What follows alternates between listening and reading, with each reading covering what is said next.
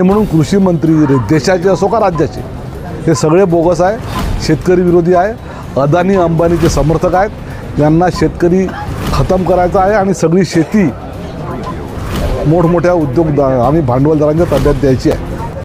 नमस्कार, MB news म्हणजे महाराष्ट्रातील बातमीपत्रामध्ये आपले स्वागत आहे। बातमी बघण्यापूर्वी आमच्या चॅनलला लाईक आणि सबस्क्राईब करायला विसरू नका। तर बघूया आजची विशेष बातमी।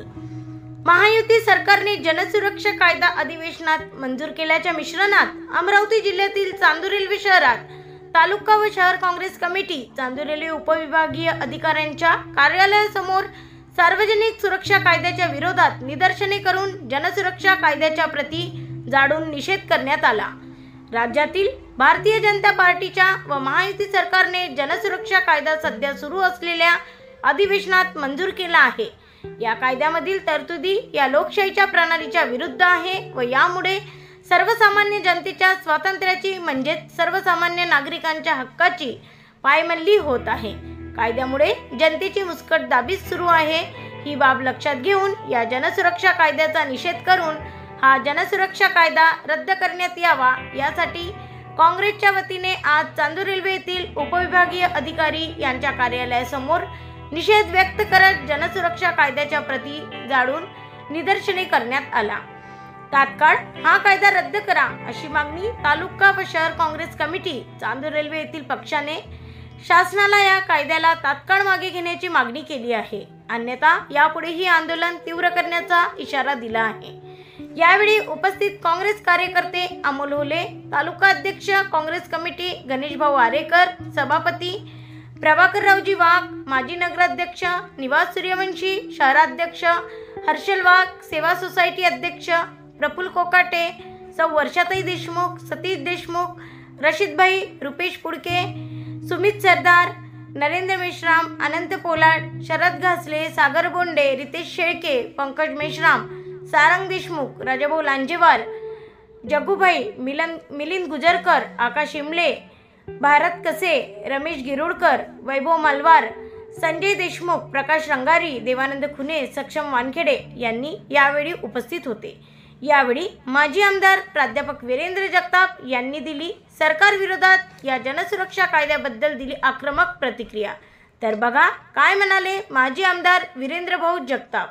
ब्युरो रिपोर्ट, एमबी न्यूज, महाराष्ट्रातील बातमीपत्र, चांदूर रेल्वे, अमरावती। जो कायद्याबद्दल आज निवेदन दिलेलं आहे याबद्दल तुम्ही काय सांगता? जनसुरक्षा कायदा राज्य सरकारने जो मंजूर केलेला आहे तो लोकशाहीचा आवाज दाबण्यासाठी शेतकरी संघटना, विविध कर्मचाऱ्यांचं, शेतकऱ्यांचं, कामगारांचं, मजुरांचं आंदोलन दडपण्यासाठी सरकारच्या विरुद्ध जो बोलेल तो देशद्रोही असं या कायद्याचं स्वरूप आहे। मग आता संभाजी भिडेंनी जी राष्ट्रीय तिरंगा काढून भगवा झेंडा लावा त्याच्यावर तुम्ही संभाजी भिडेवर देशद्रोहाचा आणि जनसुरक्षा कायद्याचा भंग केला म्हणून गुन्हा दाखल करणार आहे का, हा माझा फडणवीस सरकारला पहिला प्रश्न आहे। आणि अशा पद्धतीनं जनतेचा आवाज दाबणे आणि लोकांना आपल्या मागण्या मान्य करून घेण्यासाठी लोकशाहीनं, संविधानानं जो दिलेला अधिकार आहे त्याच्यापासून वंचित ठेवण्यासाठी हा जनसुरक्षा अधिनियम आहे। याला आमचे विविध राष्ट्रीय पक्ष, आमची जी महाविकास आघाडी आहे ती सुप्रीम कोर्टामध्ये आदेश देणार हा घटनाविरोधी कायदा आहे आणि हा रद्द झाला पाहिजे। पाशवी बहुमताच्या आधारावर त्यांनी विधानसभेमध्ये मंजूर करून घेतला। बहुमत त्यांचं असल्यामुळं त्याला काही उपाय नाही। आमचे 49 आमदार आहेत, त्यांचे 232 आमदार आहेत आणि म्हणून मंजूर जरी झाला तरी घटनाविरोधी असल्यामुळं सुप्रीम कोर्टामध्ये आम्हाला या कायद्याविरोधात न्याय मिळेल अशी आमची अपेक्षा आहे। पण पहिला गुन्हा जर कायदा मंजूर झाला असेल तर संभाजी भिडेच्या विरुद्ध जो सावित्रीबाई, महात्मा ज्योतिबा फुले, भगतसिंग कोश्यारी या सगळ्या राष्ट्रीय शिवाजी महाराज, जिजामाता यांच्याबद्दल विरोधात गरळ ओकणाऱ्या लोकांवर हे गुन्हे दाखल करणार आहेत का, हा आमचा पहिला प्रश्न आहे आणि म्हणून आम्हाला याचा विरोध आहे। या कायद्याचे काय तोटे आहेत? प्रचंड तोटे आहेत। म्हणजे सरकारच्या विरुद्ध कोणी बोलू नये, शेतकऱ्यांनी आंदोलन करू नये, मजुरांनी आंदोलन करू नये, लाडक्या बहिणींचे अर्धे पगार बंद झाले त्यांनी आंदोलन करू नये, त्या संजय गांधीचे पगार बंद आहे 6 महिन्यापासून त्याच्या विरोधात कोणी आंदोलन करू नये, रोजगार हमीच्या विहिरीचे पैसे 2 वर्षापासून नाही, त्याच्या विरुद्ध कोणी आंदोलन करू नये. अधिकाऱ्यांना संरक्षण देणारा आणि सरकारची दडपशाही दाबून टाकणारा हा कायदा आहे आणि म्हणून याचे जनतेच्या संविधानाच्या दृष्टीनं प्रचंड तोटे आहेत. त्याचा सविस्तर जर अहवाल देतो म्हटलं तर अर्धा तास लागेल आणि म्हणून विधानसभेमध्ये सुद्धा आमच्या अल्पमतातल्या विरोधकांनी याचा विरोध केलेला आहे. पण पाशवी बहुमत त्यांचं असल्यामुळं आमचा आवाज काही फारसा, आजही लोकसभेचं अधिवेशन सुरू होत आहे त्यालाही आमचे राहुलजी गांधी या कायद्याला विरोध करणार आहेत. त्या संदर्भात आपली चर्चा होईलच. नेमका हा कायदा आतापर्यंत निघाला नाही, यावेळेस का निघाला काय सांगा? नाही, सरकारला मुळात हे सरकार संविधान विरोधी आहे, मनुवादी संस्कृतीचं सरकार आहे. 97% लोकांचंच राज्य या 3% लोकांचं राज्य असलं पाहिजे आणि 97% लोक आपल्या शेतावर मजूर म्हणून राबले पाहिजे. अदानी अंबानीला पूर्ण शेती, पूर्ण उद्योग या देशातले त्यांना बहाल करायचे आहे आणि मनुवादी संस्कृती पुन्हा बहाल करायची आहे. आज लोकशाही, शिक्षण, आरोग्य, शाळा बंद होत आहेत, दवाखाने बंद होत आहेत, डॉक्टर नाहीत, दवाखान्यामध्ये जर एखादा माणूस भरती झाला तर त्याची औषधाची सोय नाही. याकडे सरकारचं दुर्लक्ष आहे. सरकार विरोधात जो बोलेल त्याचा आवाज दाबण्यासाठीचा हा कायदा आहे. कृषी मंत्री विधानसभेत रम्मी खेळतात आणि जे आमदार, जे भाजपचे जेवढे बहुतांश आमदार निवडून आलेले आहे ते भाजपचे आमदार लोक, जे आता शेतकऱ्यांच्या बऱ्याचशा काही प्रश्न पडलेले आहे, पाऊस वगैरे काहीच नाही आहे, सगळे ते बोंडअळी पडलेली आहे, रस्ते घुमणी अळी पडलेली आहे आणि यांनी म्हणजे महाराष्ट्र जनतेचं लक्ष न देता यांचे सट्टेबाजी, मारापिट्या हे चालू आहे. आणि माणिकराव कोकाटे हे चक्क रमजान सभेत जेव्हा त्यांनी म्हणजे कृषी मंत्री म्हटल्यानंतर त्यांनी शेतकऱ्यांची बाजू मांडायला पाहिजे. हे पाऊस वगैरे नाही आहे, कितीतरी शेतकऱ्याच्या ज्या योजना शेतकऱ्यांना मिळाल्या पाहिजे त्यांच्याकडे म्हणजे कृषी मंत्र्याचं दुर्लक्ष आहे. कृषी मंत्री म्हणता की जे मला पद मिळालं त्या ओसाडगावची पाटील की आहे असं कृषी मंत्र्याचं म्हणणं आहे. म्हणजे जे भाजपमध्ये जेवढे मंत्री आमदार आहे त्यांचं नुसतं म्हणजे महाराष्ट्र राज्यावर लक्षच नाही आहे, फक्त स्वतःला काय मिळणार याकडे सर्व आमदारांचं लक्ष आहे. आणि गृहमंत्री म्हटल्यानंतर जे आपले फडणवीस सरकार आहे त्यांच्यात काही विचारूच नका, सर्व इकडे त्यांचं दुर्लक्ष आहे. भाऊ मला एक सांगा, माणिकराव कोकाटे हे रमीमध्ये व्यस्त न राहतात, त्यांनी एखाद्या काहीतरी पाहण्यासाठी जे विधान भवनामध्ये हे पाहण्यासाठी त्यांनी क्लिक केला, त्यांनी म्हटलं आहे की जाहिरात आली आहे, कसं बघाण्या वक्तव्याकडे? रमी पे आवना महाराज हा यावर्षी तुम्हाला माहीत आहे मेमध्ये प्रचंड पाऊस झाला. मे महिन्यामध्ये 15 ते 16 दिवस पाऊस आला आणि कृषी मंत्री म्हणतात ढेकळाचा सर्वे करावं काय.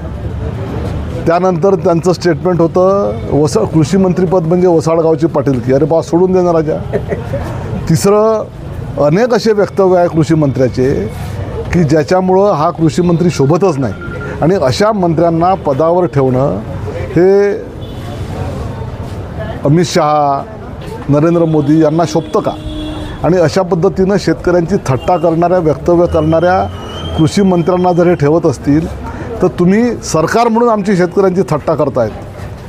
आज हुमणी अळीचा प्रादुर्भाव, सोयाबीन आपल्याला वाटून राहिलं का बा तणनाशकाचा फवारा मारला म्हणून वाढलं, पण जर 2 बोटं खाली उकरून पाहिलं तर मोठी हुमणी अळी आहे जी शेणखताच्या माध्यमातून जिचा प्रसार होतो. आज नांदगाव खंडेश्वर तालुका, दामणगाव तालुका, माझ्या स्वतःच्या शेतामध्ये मोठ्या प्रमाणावर वाढलेल्या सोयाबीनच्या झाडाखाली जर उकरलं तर हुमण्या अळीचा मी आज अळ्या आणायला सांगितल्या होत्या, पण त्या उशिरा पोचतात आहे. तुम्हाला दाखवल्या असत्या आणि दाखवू तुम्ही त्या हुमणी अळी ज्या शेतकऱ्यांच्या शेतामध्ये सोयाबीनचे खरगेच्या खरगे पडले आहे आणि सोयाबीन वाळत आहे त्याच्या खाली जर आपण उकरून पाहिलं तर 100% हुमणी अळीचा प्रादुर्भाव आहे. याच्याकडे सरकारचं लक्ष नाही आणि ही हुमणी अळी मरतही नाही. कोरॅजन मारलं तरी मरत नाही, नोझल काढून त्याला फवारे मारावे लागतील, महागडे कीटकनाशकं, आणि तरी सोयाबीन पिकलं तर 3500 आणि 4000 आम्हाला बाजारभावामध्ये विकावं लागेल. म्हणून शेतकऱ्यांना खर्च करावे किती?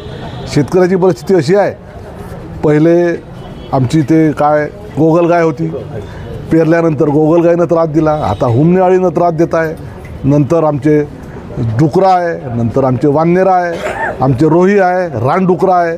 हे सगळे शेतकऱ्याचे दुश्मन झाले. आणि त्याच्यानंतर शेवटी सरकार जे आम्हाला भावही मिळवून देत नाही, म्हणजे एवढ्या कष्टानं शेतमाल पिकवायचा आणि तो मातीमोल भावानं विकायचा, एवढी वाईट परिस्थिती. म्हणजे पुढं शेती करायची का नाही करायची, पोरांना शिकवायचं का नाही शिकवायचं, घरी आजारपण आला तर दवाखान्यात जायचं का नाही, ही परिस्थिती शेतकऱ्यांसमोर आलेली आहे. आणि म्हणून पूर्णतः शेतकऱ्यांची थट्टा करणाऱ्या कृषी मंत्र्याला तात्काळ बरखास्त केलं पाहिजे, अशी आमची मागणी आहे. कृषी मंत्री माणिकराव कोकाटे हे शेतकऱ्यांच्या हिताचे निर्णय घेत आहे का सध्या त्या परिस्थितीमध्ये मंत्रिपद एक निर्णय दाखवून द्या.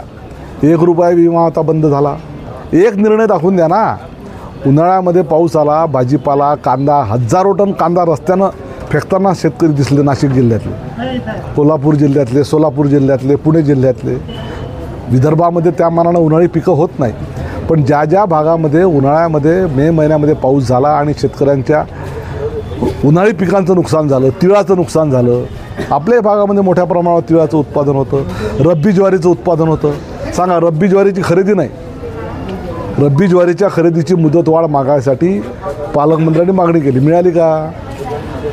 तिळाचं उत्पादन, जो तीळ मागच्या वर्षी आम्ही 12-13 हजार रुपये क्विंटलने विकला, तो 7,000 रुपये क्विंटलने विकावं लागून राहिला. जी तूर आम्ही मागच्या वर्षी 13,000-12,000 रुपयानं विकली, ती तूर यंदा आम्हाला 6,000-6,500 भावाने विकावं लागून राहिली. जे सोयाबीन आम्ही 2 वर्षापूर्वी 7,000ने विकलं, ते 3500ने विकावं लागून राहिलं. याच्यापेक्षा शेतकरी थट्टा कोणती असू शकते? आणि म्हणून कृषी मंत्री देशाचे असो का राज्याचे, हे सगळे बोगस आहे, शेतकरी विरोधी आहे, अदानी अंबानीचे समर्थक आहेत. यांना शेतकरी खतम करायचा आहे आणि सगळी शेती मोठमोठ्या उद्योगदार आणि भांडवलदारांच्या ताब्यात द्यायची आहे. थोडून पळून गेला पाहिजे आणि यायच्या दारावर रखवालदार म्हणून राहायला पाहिजे, यायच्या वावरात ट्रॅक्टरवर राहायला पाहिजे, JCPवर राहायला पाहिजे, ते हार्वेस्टरवर राहायला पाहिजे. हे जेवढे दिसतात आहे ना, हे 10 वर्षानंतर जर जगले तर निश्चितपणे अदानी अंबानीचे नोकर म्हणून दिसतील. सरकारचा